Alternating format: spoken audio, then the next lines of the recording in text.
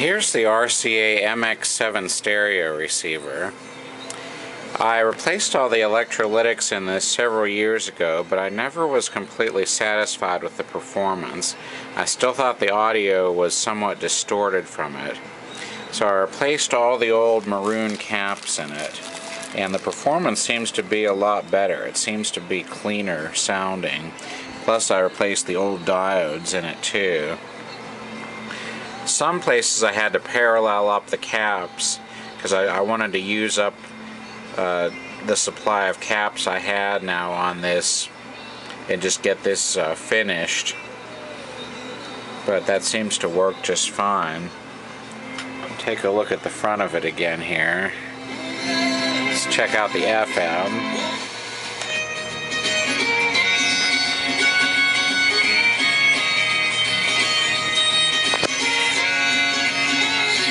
Complicated. Notice what I'm wearing. Notice when you're staring. Know that I can. Basin forecast for the rest of the day. Expect more wind out of the southwest, 20 to 30 miles an hour. High. A little less wind. They'll try to calm down, but I still think rain somewhat elevated overnight. Now I'll try AM. And Zach Randolph 10 for 15. So you strengthen up on the defensive side. Spurs have always.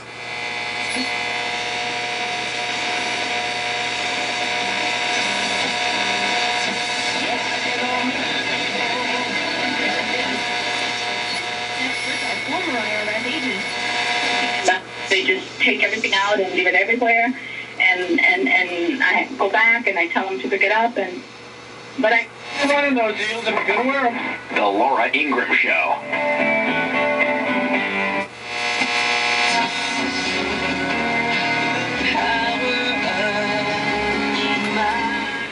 I'll give a more complete demonstration of this once I get it set up in an actual operating location. My biggest complaint on this after the distorted sound was that the AM did not work right.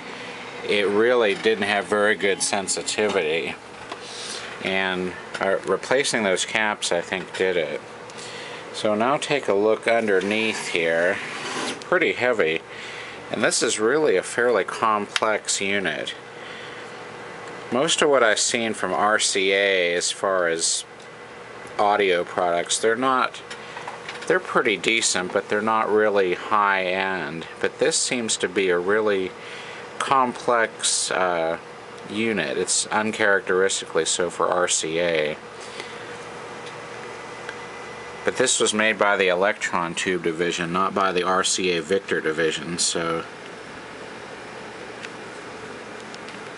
somehow it seemed to be targeted at a higher end market. There's just a lot of caps in here. I placed all the old maroon caps, and I think that those are not as likely to have problems with leakage as paper caps are, but they still, I think, can degrade. Mylar should last a lot longer. And this is from '63, so those caps are almost 50 years old, these old ones. So I'm not going to just automatically trust that these caps are good anymore. I think when something of this age, I'll just go ahead and replace them. I put in new diodes too.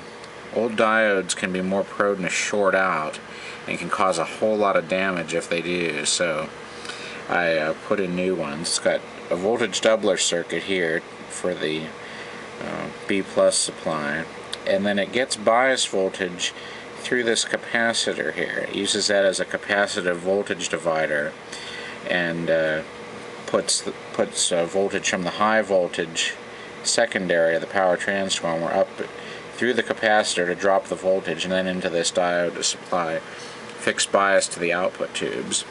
Then these diodes here are a full wave rectifier that provides DC for the phono preamp tubes. So I'll give it just one more blowing out to get rid of any residual dust in there, and then I'll put it back together. You can see how many electrolytic caps in here it has. Most of these kind of things don't have quite that many caps in it. So there's the RCA MX-7. I'll try and make another video showing it actually in operation.